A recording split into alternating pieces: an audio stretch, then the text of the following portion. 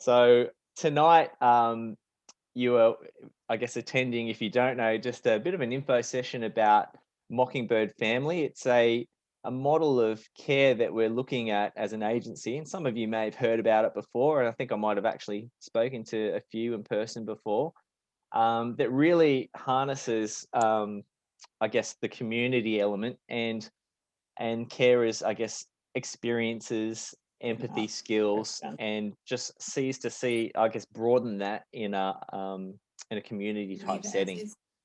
So what I'll do tonight is at moments Oh, I'll mute everyone and right. as Okay. I present, and then there'll be, I guess, moments that I'll stop and just, I guess, ask if there's any questions. I'd much prefer to answer questions that are popping into your mind than just keep on talking. Mm. And then what I'll also do is I'll give you a bit of a mud map tonight. So I'm going to share a little bit about the overview of what Mockingbird Family is. And feel free to just, in the chat feature, as I talked about earlier, down the bottom, you can just type questions in and we'll pause and we'll get to those. Or there is also another feature where you can raise your hand. You can physically do it in the actual videos. We're going to keep them on tonight, or you can go into the participants. Let me see. Actually, what we'll do is in the reactions, if you want to, you can just um, give a hand or something like that, just to, yeah, a thumbs up. That's right, an indication that you'd like to ask something. Wonderful. So everyone is on board. Thank you so much for joining. I'd like to kick off by just acknowledging the traditional landowners, respectively, yeah, that we're meeting on. I'm in Newcastle in New South Wales, and I'm on the land of the Awabakal people, and I want to pay respects to elders past, present, and the emerging leaders, and just extend that respect to all Aboriginal and Torres Strait Islander people with us right now. Reconciliation is something that we all, have a part to play in, and just want to acknowledge that whenever we meet in settings like this. Okay, so look, again, thank you. I think we've got all the logistical things in place. So I'm going to share my screen and start going through a presentation. As I said before, type questions in the chat, or just, give an indication of a thumbs up if you want to ask a question. Otherwise, I will pause and you'll get your chance there. So to kick off, I'm just going to, just give me one moment. I'll start this. All right. I just want to make sure I share the right screen. Okay, here we go. Can everyone just give me a thumbs up to let me know, or someone give me a thumbs up if you can see that? Wonderful. Thank you. Great. So tonight we're talking about this. I can't see it. Thumbs down. No? I can't Not see here. it. All right, let me try that again. Except for the head as well. Okay. I can see you. You can see me. Okay. Well, Nothing I don't know else. if that's a good thing or not. But Oh, you're not too bad looking. I can't take that. Oh, look. I can Okay, compete it's with coming. Terry even. Coming. Okay. Yeah, we got the thumbs up. All right, brilliant. So, and I'm hoping this is going to remain the case. Everyone can still see? Yep. All right, great. Now I just need to get back into Drive It.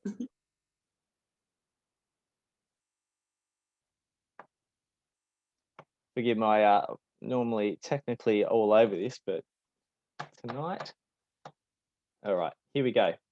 So, as I guess an agency in foster care that's been around for a while, a few years ago, we sort of took a pause and a breath to sort of ask the question, is the way we do things for foster care and kinship care actually the best way, or is there other things out there that that we should explore, and actually we should probably talk to our carers and staff and get everyone's views on answering this question: are there better ways of doing things? And so this was in about 2017, 2018. Some of you might have filled a survey out or participated in a focus group. And there was even one-on-one, I guess, interviews just with carers across the nation. And a whole lot of different information came out from that. But one of the things that I really wanted to highlight tonight is, this may be no surprise to you, but one of the things that came across was that carers were saying, amidst a range of established supports, carers still believe that there was more needed generally. That wasn't all carers, but many would say, I've got a lot of support, but at the end of the day, if I was honest with myself, a little more support would go a long way, or I really need a lot more support. And that wasn't to downplay what was there already. The second thing that really came across and maybe was a surprise to some, and then certainly not a surprise to others, but some of the most meaningful support that carers experienced actually came from other carers. So carers that knew what it was like to walk in their shoes day by day, had that empathy, a buddy even, they found that kind of support was really valuable. And I'm not surprised by that. There's something to be said for having someone alongside you that knows what it's like to be you.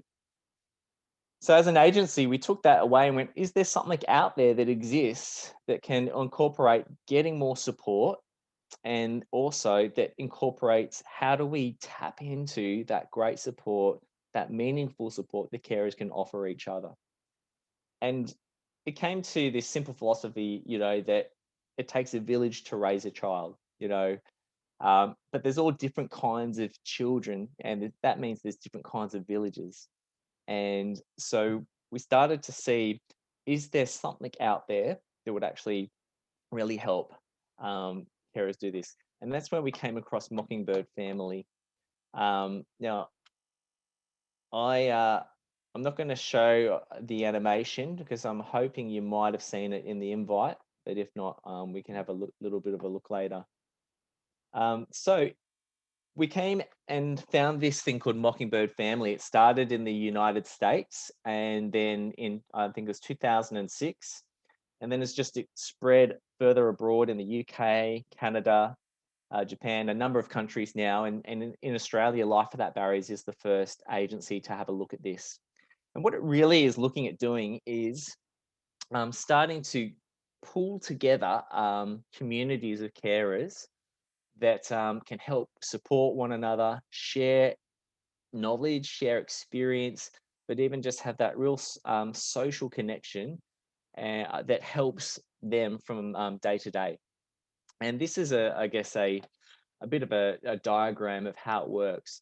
So what we've got is, I'll start right in the middle, is there's a carer in this model that's called the hub home provider. And that's an experienced carer who we actually look to employ to help facilitate this community.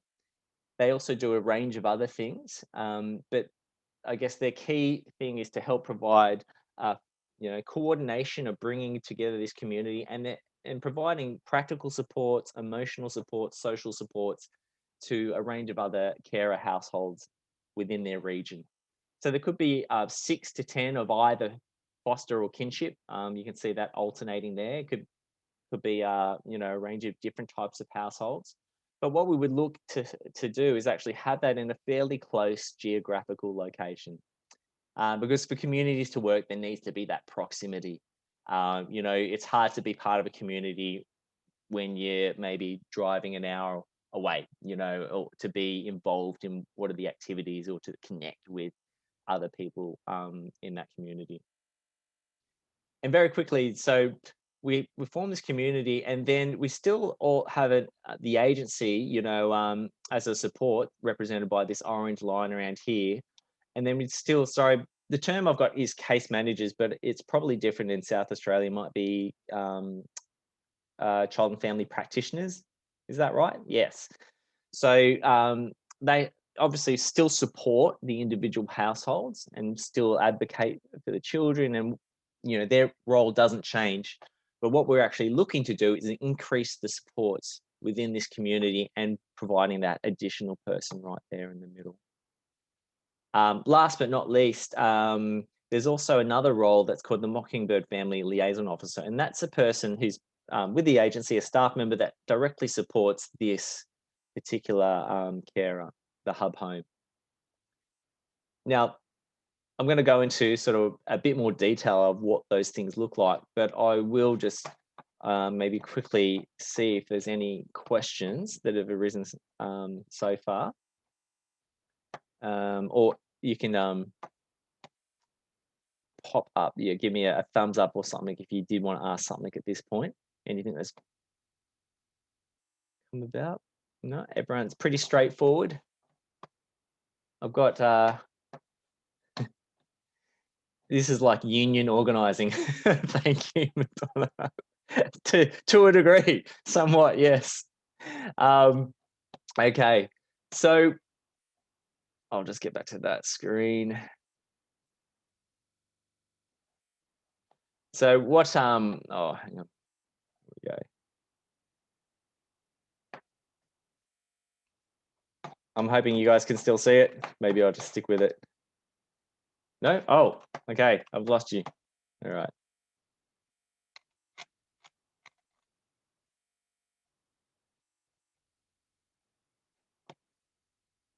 We back? We are. Okay, cool. So in looking at this, what are the activities that actually take place in the constellation? So what we look to do with this hub home role is actually have an option of respite. It's not there.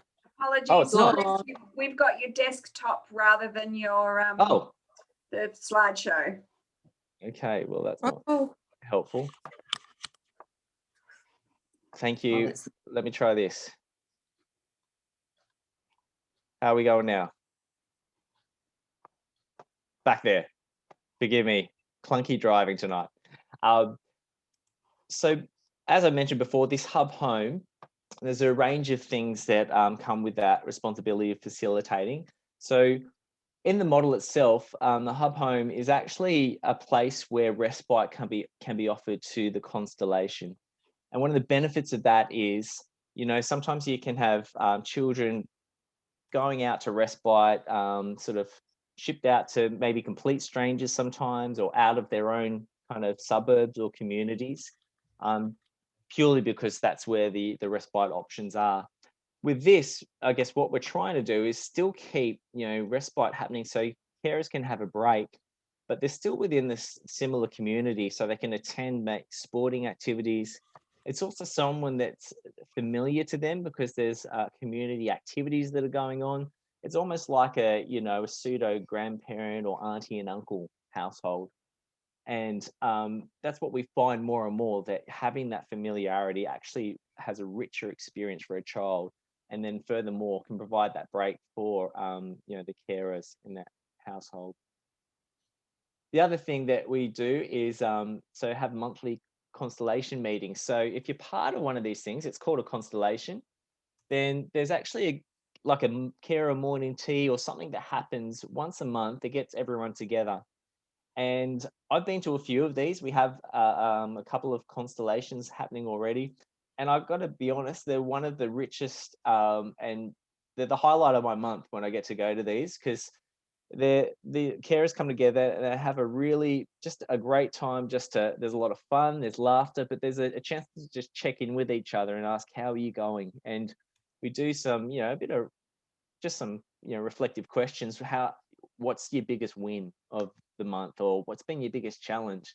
And just being able to share what's going on for you within that group. I've been surprised at how powerful that actually has been.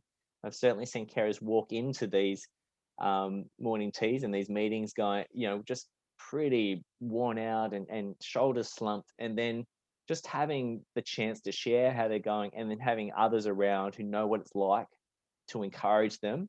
I was just taken aback at how powerful and valuable that was, and see just, smiles return and being energized again.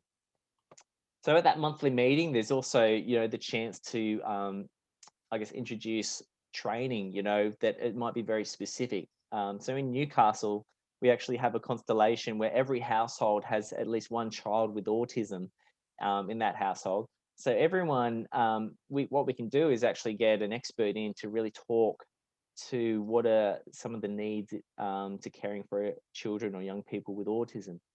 And so we can really tailor, training that's going to be relevant and helpful for that particular group. But ultimately, it's really kind of a bit of a social network, and just being able to have, I guess, people in your corner, and just to I guess spend that social time with is a key strength and facet of it. So I've talked a bit about that.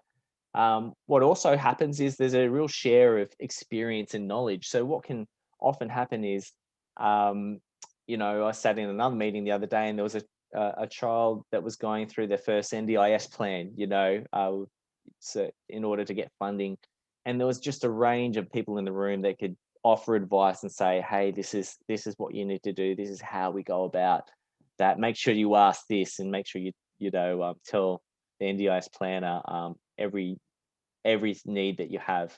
And they were really grateful just for having maybe some experienced people to talk to that. Obviously, there's the peer interaction I talked a bit about, but also part of the makeup is there's social and cultural events. So every quarter, there's like a big social event that will occur for the constellation. And that's about building the community, not just for carers, but for kids.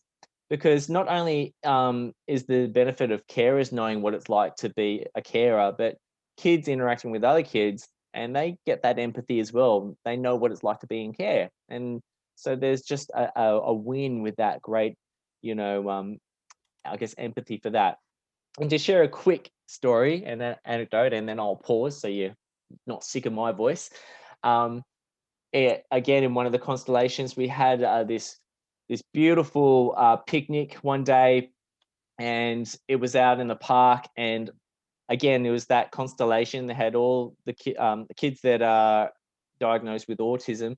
And what you actually had there is you had a really safe space for these kids, that they knew that they weren't walking on eggshells, because there was a whole group of really experienced carers that weren't going to balk at certain behavior. They know how to respond and act. And there was just this great range of support, just to help these social interactions happen.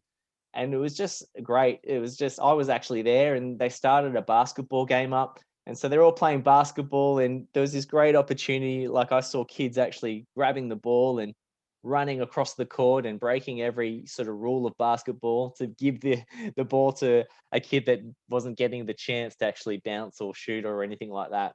And I thought, what a great opportunity for them just to, explore those skills, but also that social interaction. And by the end of the day, it was such a fun game that all the other kids in the playground who weren't part of the constellation, they all kept on coming over and asking, can we play as well? They were asking, can we come in and join in what you're doing? And I no doubt think that was probably the first time a lot of these kids have ever been in that position, where all the other kids have wanted to be a part of what they're doing, as opposed to, I think a lot of them are trying to get in on everyone else's fun or activities. Like, they were the cool kids in the park that day, and all the other children were coming and wanting to be part of that. Now, I just thought, wow, that's the power of community, and that's the power of coming together to give them such a great experience. Okay, so I am just going to pause there and give the opportunity for, again, other questions.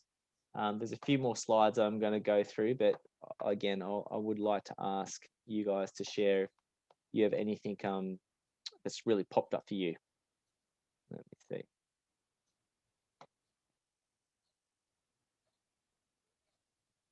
Okay, all right. So I'm just going to check the chat, but if you, I'll unmute, and then if you would like to share something, then just please feel free to pipe up and speak.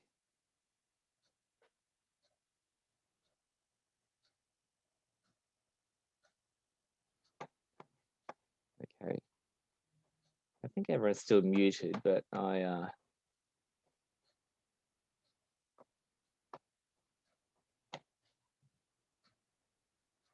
give me everyone. I'm going to stop the share. Bring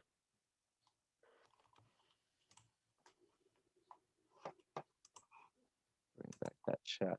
Okay. Here we go. All right. Forgive me. Thanks for your patience. That was one of your superpowers, remember? So sorry, are there any questions or anything that comes to mind for you at the moment? Everyone's pretty good. Oh, everyone, okay. I Everyone's think still Jodie was muted. trying to talk. Oh, yes. Put on mute. Okay. Here. Some of us in the southern area, we already do catch-ups and go out for lunch at the Christie's Beach pub here and there, which has been a great support. So we sort of tend to do similar to what you've got. Like groups of us also go camping, so the kids get to interact, and we do tend to drag other kids to our campsites, you know. So yeah, there is that's like great. part of anyway. Yeah. Fantastic. You know, and so it sounds like you sort of see the benefits already of the concept. Yeah, it's not anything new necessarily, but I guess what we're looking to do is trying to throw a bit of resource and structure to help bring about this more. But thank you for sharing, Jodie. That's great. Yeah. That's more the merrier. Everybody can join, you know. Yeah. No, fantastic. Are there any other thoughts or questions just from around the room? I guess how do we connect to other people like that are in our geographical areas? Yeah, great. Good question. So what we look to do is we're just putting this out there and seeing everyone who's interested in this. And then I guess at the end, we'll just ask if you can fill out an expression of interest if you are, and it doesn't lock you in any way, but we'll just see who's interested and then be able to map out, you know, the different areas. And if there's some that haven't heard about it, then we can start to talk to people in your area and go, hey, would you like to be a part of this? And it'd be as simple as starting just to get together and maybe everyone meeting for like a quick morning tea that we'd help put on, and just to get a feel and the vibe of it. It's not going to be for everyone, and I know that often carers go, look, I just can't fit another thing in to my week or you know, my month, so it's a monthly thing.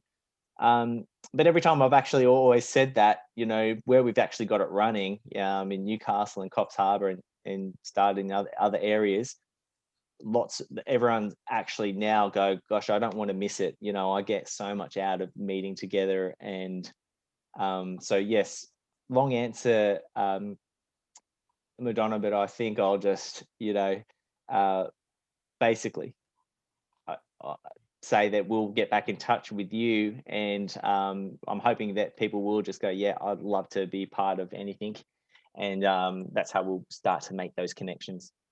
Yeah, no, that's fine. I think, you know, because there have been people that you meet at different functions, you know, different outings and things like that.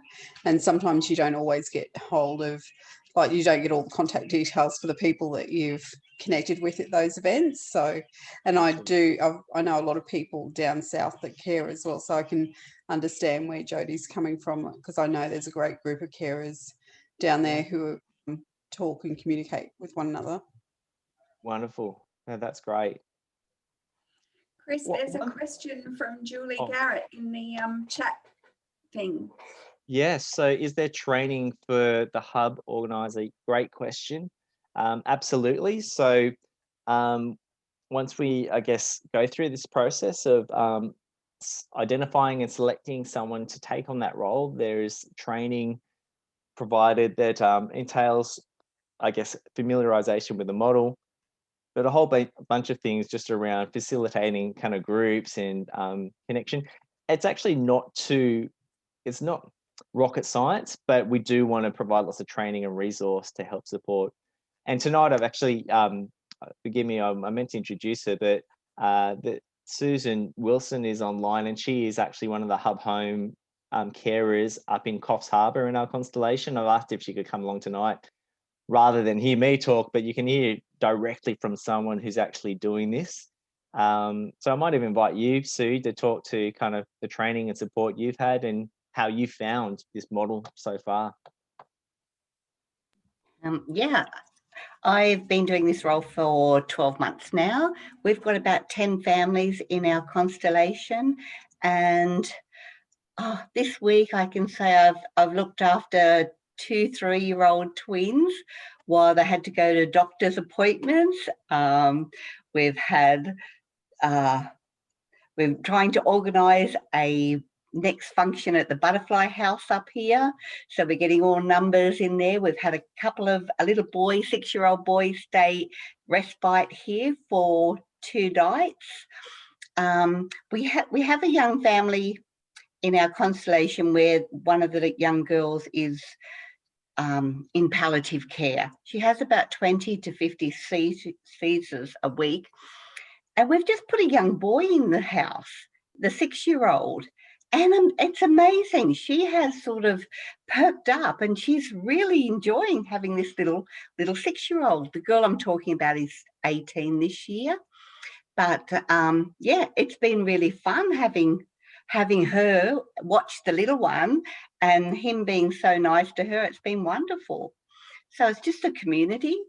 And this week I've had a lot on my plate, and I had a carer make me dinner tonight because she knew I was going into 2 meetings today. So she actually made me dinner. How lovely was that? But if you want to ask anything, I'm here. Yeah, that's great, Sue. And I think that's just highlights just that sense of community. And I know that, in Newcastle too, the hub home providers just would make some meals for, if there was sickness in one household and come around, and just those little gestures can really make a difference. So Sue, I'll be greedy. I'll ask a question of you, and then anyone else can ask you as well. What's maybe some of the, I guess, strengths of the model that you've seen, or some of the best things that you've seen over the last 12 months? I know that you kind of launched during COVID, which was a funny time, but is there anything that comes to mind for you that go, wow, yeah, this has really worked for us and it's led to some really great outcomes? Yeah, we had a family that did restoration for about 7 months with 3 little boys, and that was really great. The children had birth visits from their mum until she got back on track to be able to take the boys back. But everybody in the constellation knows the 3 little boys, and when they left, we all sort of had a little bit of it was pretty sad. But she's actually got now 2 3-year-old twins that she's looking over, and starts all over again. We've had a couple of great functions during the year. We did have an Easter egg hunt, but that's when Northern Rivers got smashed by the storms. So that all went down the drain. But yeah, it's just great to be able to check in with people once a month, and they come here and they might be a little bit, it's okay, they're tired getting up my driveway, but when they leave, everything's happy. They're happy that they've had a talk to everybody, got things off their chest, where sometimes you feel like you can't say that to a case manager. But in our group, you can say, anything you like, unless it's something illegal that I have to take back to the LWB. But it's good to get it off your chest, and we all have a little talk and a giggle about what they did on the last weekend. And it's a nice feeling to be part of a group. We call it our family. Thank you, Sue. That's great. And I think the story you shared, you really helped out with that kind of restoration, and the family contact and all leading up to that, which was just another great support to have. And I guess, again, what I've seen is, yes, it's nice to have like a moment with carers just to be able to speak freely. We do kind of a lot of group forming exercises when we form these. So we always everyone comes up with, I guess, a group agreements, you know, that we want to keep this something that's positive and uplifting. There's going to be times when, you know, really challenging times and people are just kind of debriefing a bit and have to vent. But there's this real nice atmosphere of being able to support and help encourage in those times. And I guess, as you say, so, you know, like, you know, be real and be authentic about that and not feel like you're on show or could get in trouble necessarily for, you know, what you're saying. You know, obviously there are certain like child protection parameters that we're always going to have in place, but it's more just about having a listening ear and being able to be yourself. And we've got one family at the moment that has a son, a birth son, her own birth son, is having some problems and has to go to Sydney. So I got an email 2 days ago, can I look after the 3 foster girls for 3 days while she goes down to Sydney? I said, yeah, you know, we'd love to have the girls. Bring them over. Yeah, and that's one of those, I think, those supports, it's great to have, like, you know, yeah, even just if you have a medical appointment on and, you know, maybe the hub home can help just look after the other children for that specific appointment, or you may be stuck in terms of transport. I know that in Newcastle, the hub home actually transports a child to their respite carer, so they still have respite, can have respite outside of the constellation, because that transition from primary care to respite care is just very confronting, so challenging. So it's been a nice sort of extra support to be able to have the hub home, just be able to hub home provider do that. So there's a lot of practical support like that. Another scenario is a child was suspended, you know, in the constellation. And so, and both carers worked. So what are they going to do in that situation? So the hub home was actually available to help, you know, I guess, not just supervise, but help them do their kind of education program while they were suspended for a couple of days. And, you know, it was just, again, that support on hand right there close within the community. Are there any other questions that sort of arisen? Sorry, for myself or for Sue, just as we've been talking. And if not, that is totally fine. I'll quickly finish off the presentation because I want to drill down to look at what the benefits have been and the specific role of the hub home, and if there's people interested particularly in that. But I'll give one last second. Any other questions? Okay, that's cool. I will go back to sharing my screen. Hopefully I've done that correctly. Okay, can everyone see the PowerPoint? I'm getting better at this. All right. So the key benefits that you know, starting to come out from around the world, in the US and the UK, where there's over 100 different constellations and or more, is that placement stability is improving. You know, so they've done some studies around where Mockingbird exists and where the standard foster care sort of system is there, and they're actually seeing less placement breakdowns. They're attributing it to because there is that extra layer of support. But, you know, with less placement breakdowns, there's less kind of trauma for both kids and for carers. It's always a challenging experience for when a placement breaks down. So seeing greater placement stability has been fantastic. Carer retention has also increased, so less carers burning out where Mockingbird Family has been implemented. There's just that longevity, and it's, you know, I just think it's tragic, you know, whenever a carer is just so overwhelmed by the role that they play, which is, you know, an incredible, we have an incredible ask for all of you in what you do. And so, yeah, it's good to know that this is actually having tangible effect in keeping carers staying in their role longer. There's increased carer support and meaningful contribution. So it's not just being able to receive support from everyone else, but a lot of carers report back going, I feel really empowered because I feel like I can contribute to someone else and help them. There's a real, you know, I'll say it. Sometimes I think there's a terrible picture that, you know, carers are just seen as these carers, and all they are to do is just focus on the child and care, which absolutely that needs to happen. That's what's, you know, the key role. But to think that that's all that carers have to offer, I think we're really confining things there, because carers have so much to offer to each other. And I think they're some of the best motivators, some of the best educators, and, you know, coaches and mentors for others. So I guess this is really trying to highlight that carers are just more than, you know, taking care of kids, but they, I guess, have so much more to offer to, I guess, others in the industry altogether. I learned so much from carers. The more and more I get to, you know, participate and work in these constellations.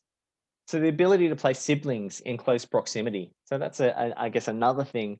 You know, if there's a large sibling group, and maybe they all can't fit in one household because the burden of care is just too much, then can we put them in the same constellation, the same community, and have those connections with siblings still? So we're, you know, can see the benefit embraced more in that facet.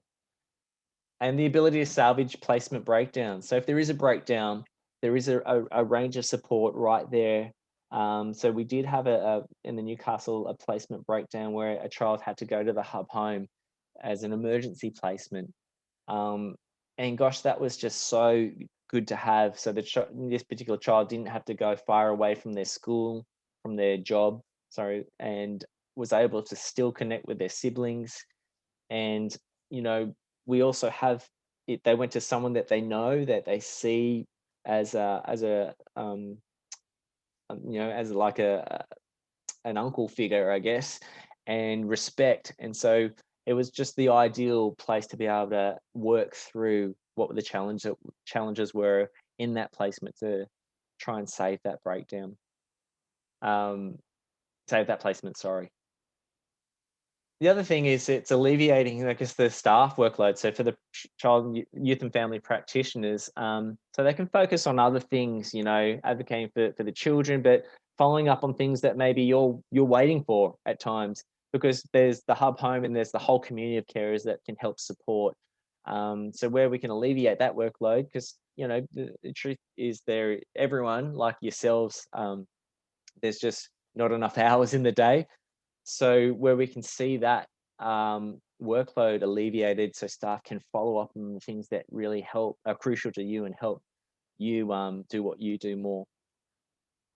And then, as I talked about before, the safe environment to develop social skills. That example of just those families with autism, they, you know, just had such a great community around that. And I also mentioned optimal arrangements for carer training. I won't talk to that. That's just, there's just a whole bunch of benefits. So here's just some photos from the Newcastle constellation. Sometimes pictures that say a lot more than my thousands of words. So this is the group there. This is, I guess, early on when we started to plan the constellation. So we got together. Of course, there was food there. That's always a necessity. And we were just planning out how will the group look. And what we do is, like, you know, what if we start to work through what if there are challenges that arise within our group? How would we navigate that? You know, so just say a couple of us want to use the respite, you know, from the hub home on the same weekend. We actually mapped out how we would work through those scenarios. So, you know, at the time it wasn't a challenge, and we go, oh, yep, we agreed that, you know, this is the pathway we'd take. You know, what was the greatest need at the time? How do we make decisions together? So that's Stuart. He's the hub home there, and that photo always gets me. It always looks like he's flipping us off, but I'm gonna have to try and change that one. It's definitely the index finger. So here's some of the families part of this constellation. So there's a sibling group of 3, carer couple, and we've got another single carer with beautiful 13-year-old girls, and then another sibling group of 3, sibling group of 5, And so it's quite a large constellation in terms of children. And what we do, we have 6 to 10 families. That's the size of them, but normally only 13 to 18. Well, could be less than 13, but no more than 18 children. Just because we think it's too much for the hub home and then also for the whole group to support. So they launched in April 2019. So it was a big celebration. This was actually at the hub home carers household. Here's the kids part of that day. And we had to do, yes, our crazy photo. So it was just a great celebration. You know, when we actually launch, everyone's has already had a number of meetings together. So it's almost like the community's already formed, but then we just have a start point and really celebrate that moment. So yeah, that's okay, that's it. This last thing I'm just going to walk through is the key elements. And so there are requirements in order to meet the need of this actual model. And so what I talked about before, close proximity for the constellation. So that can vary from different communities. You know, for regional communities, some people might travel 45 minutes to get bread and milk. And so they're used to maybe that, whereas in urban areas, maybe once you start going beyond 10, 15 minutes, then, you know, you'd feel that that's probably beyond your expansive community. It's different for each area. What we really are looking at is what's workable for that particular group. Part of it is having that monthly constellation meeting. So carers are busy, they have so much on. The only thing we really ask for you to be part of this is to actually participate and be part of that monthly meeting. Sometimes you may not be able to make it, that's fine. You're not kicked out of the group or anything, but I guess we really say, look, for this to work for you, then being at that kind of monthly morning tea or dinner or whatever event it is going to just be, I guess, vital to be part of that.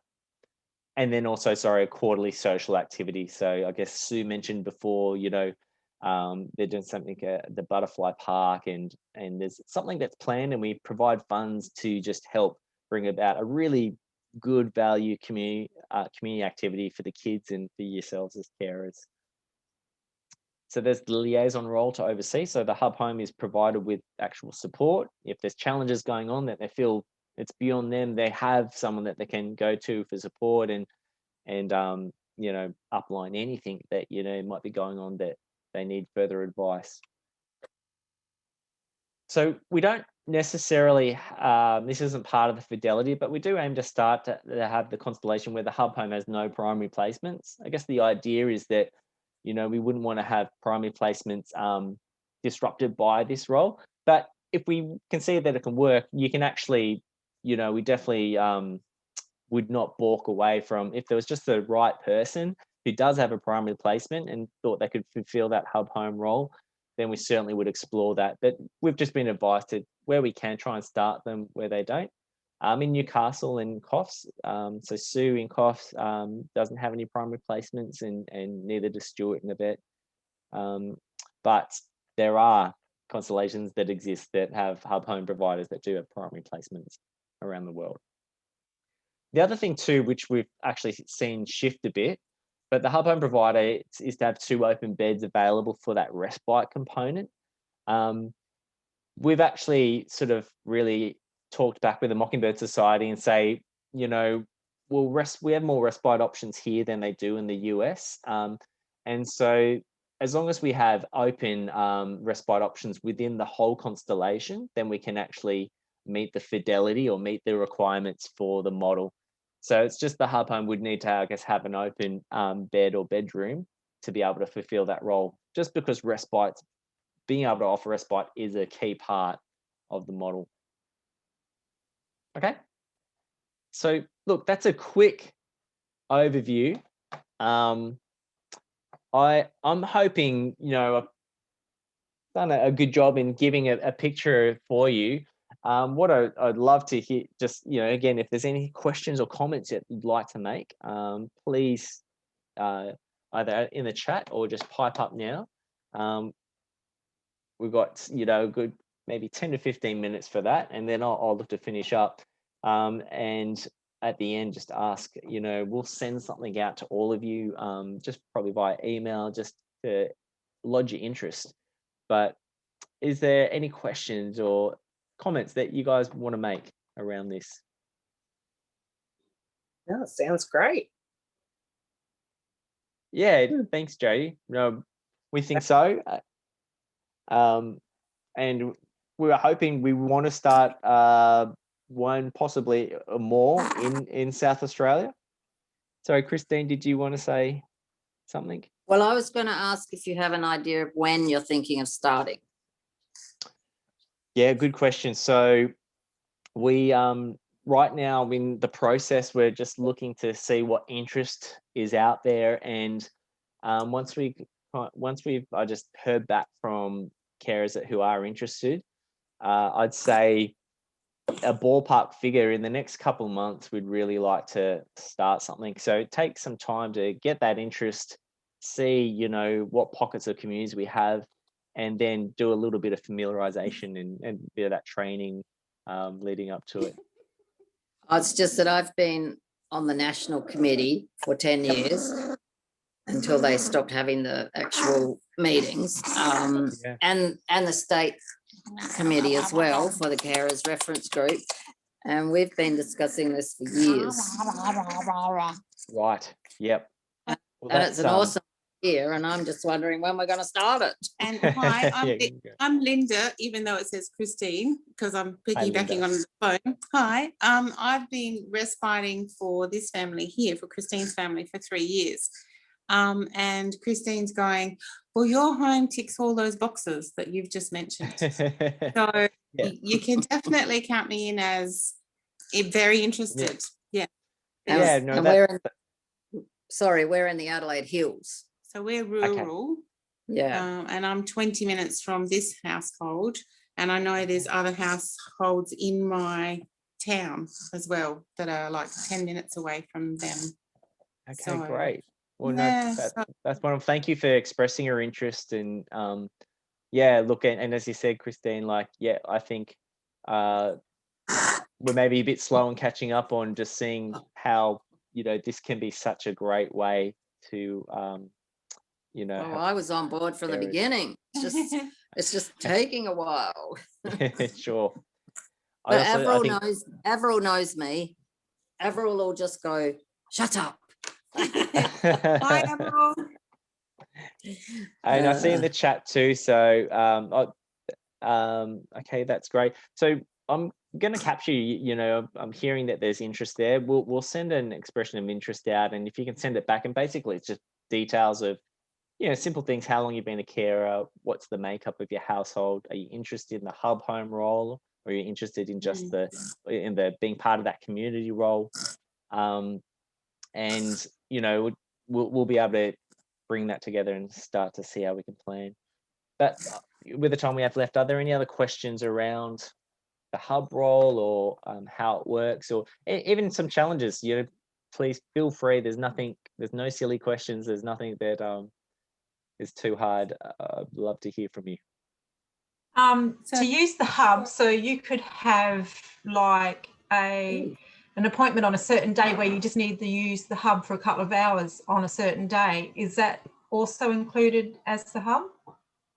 Yeah, absolutely. So what we would do is, so there is in the employed part of the role, so we employ 16 hours per week, and that can be utilized in different ways. What we've actually found is, sometimes there'll be like a really busy week where lots of support being required of the hub home. And then you might have, another really quiet week. So there's flexibility on how that works. So you might have 20 hours in one week, and then, the following week just 12, or it sort of can just vary. Sue probably has experienced that, it can be up and down. Sometimes it's very, very quiet, but then, we've got that resource there to really help support in busy periods. But in short answer, yes, like for instance, if there's competing demands for the hub home, then obviously we'd just, as a community, try and work out what's maybe the highest need, or how do we do that. But we rarely actually come across it where there's Can I say, Chris, did that answer the question? Yep, sorry. Hang on. Can I say they can use the hub home if they want family visit time as well? Oh yeah, that's a good idea too. Yeah. Yeah, my kids come with me. No, it's families. Oh, So yes, birth yeah. families. Yeah, sorry, birth family visit times. Yeah. And it's based on every, you know, different constellation, like what suits that community. So there's quite a fair bit of flexibility where the hub home can be utilized for lots of things like that. But then, you know, it's not, a hub home's not forced to do those things either. It's really like led by, you know, what's the comfort level and what's the most appropriate arrangement. But it is a nice, lovely thing where, you know, you can have a more normative, warm, and I have a familiar place. question. Yes. If I was in the community and wasn't the hub home, but could provide respite to that community, is that a role that you'd be looking for as well? Oh, absolutely. Yeah, that's That sounds 100%. And that's a great, you know, resource to have, you know, just to be able to have someone that can provide respite to that particular sort of group. And that community, yes. Yeah. Oh, that sounds good. Yeah. Yeah, we have a couple that do respite just in our one couple that do respite in our constellation. Yeah. Oh, that's really good. That might actually suit me better rather than taking on the hub role, just be a respite for the community. Yes. Okay. yeah, sure. Great. I think we'll often find too, I don't know if this is your experience, but sometimes respite carers can sometimes feel a bit left out because, you know, they may not have constant visits or support. That may not be your situation, but I've certainly heard that in other areas. Okay, that's good. I've got lots of support and lots of visits. They can't get rid of me. Okay, good. But it can be the case. I'm Auntie Linda, they've dubbed me. Yes. Yeah. Great. Sorry, something popped up in the chat. Question. Good. Are there any other questions or comments? Any, you know, you can just share your thoughts and then challenge me too. If you actually go, Chris, I think, you know, this sounds all really nice, but I don't see how this can work. I welcome that. I want to answer your anything that's on your mind.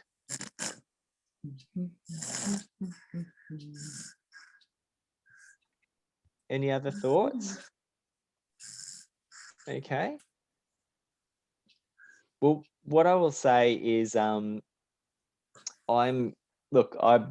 really believe in this. We've seen some great things already. It's all right. Get a beautiful wave. That's just my baby. And it's exciting. You know, really, we're looking forward to having something start in South Australia. So your next step for those who are interested and put forward their interest, or if you have other questions that come to mind later, you can talk to Kerry or Avril or you know, even myself. I'm more than happy to have a chat. Or if you felt you couldn't ask a question here, you want to delve deeper, please take the opportunity to do that. But your next step is just to fill out an expression of interest, which we'll just send out. It probably will arrive to your email tomorrow. And where you send that back to, I think it will actually be Avril or Kerry. I haven't decided yet. And then the quicker we get those, and once we get those together, we can start to take those next steps of seeing where we can form some of these constellations. Chris, can I just confirm that I've had a few emails from people who said they couldn't come tonight, but we'll send the link, and I've told them we'll send the link to this being filmed, but also can we send the expression of interest to them as well? Oh, absolutely, yes. So yeah, we'll send that out. And even if for you online, you know, often we find that you know, everywhere we've started something, there was like some carers that you know, had friends, you know, thought, oh, actually, I think this would be really great for you. And so then we would further the conversation with them. So please tell your own networks about it if you're interested and think it will really fit them. And even you can let, again, us know, Avril or Kerry, so we can follow up more directly. just an example for Newcastle, there's 6 families in that one. 3 of them came to something like this, but the other 3 had never been to one of these things. But we realized that we had a particular region that we could explore, and we started to approach them directly. And I'll just say up front and honestly, we had 2 carer households that were really keen. There was 2 that were kind of on the fence, and then there was 2 that thought, nah, I'm not really interested. I can't fit any more into my world. But we just said, hey, why don't we just come together and have a chat? And then after that first sort of meeting, and we went through what it looks like, and even did some of the exercises and things that we do just to help form those connections. Every one of them just said, look, don't count me out. I want to be part of this. And again, as you say, you're not locked in for an eternity. It's an opt-in thing. So, I always just say, give it a go and just see what it's like. And you might find it just could be a game changer, or something that's really helpful and important for you. So on that note, thank you so much for your time. You've been very patient with my technical deficits tonight, but really insightful questions and comments. Thank you. So again, as I said, your next step is to just check your emails and send that EOI back, but we'll also provide you some more information that you can have a look at, some video clips, all of those things. Wonderful. Well, look, thank you very much. You enjoy your evening, and I'll hope to hear from you all very soon. Thank you.